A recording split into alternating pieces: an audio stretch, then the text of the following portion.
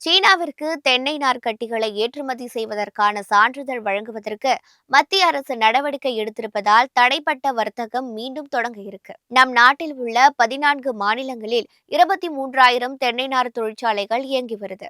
இவற்றின் மூலம் உலகத்தர வாய்ந்த பொருட்கள் உற்பத்தி செய்யப்பட்டு 100க்கும் அதிகமான நாடுகளுக்கு தொடர்ந்து ஏற்றுமதி செய்யப்படுது. ஆண்டுதோறும் 12 லட்சம் மெட்ரிக் டன் தென்னை நார், 20 லட்சம் மெட்ரிக் டன் தென்னை நார் கட்டிகள் ஏற்றுமதி செய்யப்படுது.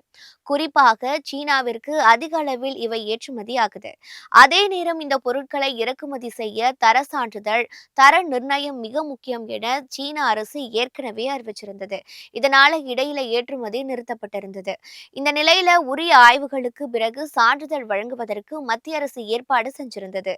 இது தென்னை நார் உற்பத்தியாளர்கள் மத்தியில உற்சாகத்தை ஏற்படுத்தி இருக்கு. கட்டுப்பாடுகளால் கடந்த 3 மாதங்களாக ஏற்றுமதி பாதிக்கப்பட்டிருந்த நிலையில் மத்திய அரசின் இந்த நடவடிக்கையால் மீண்டும் தென்னை நார் ஏற்றுமதிக்கு வழி பிறந்திருப்பதாக தென்னை நார் உற்பத்தியாளர்கள் மகிழ்ச்சி தெரிவிச்சிருக்காங்க.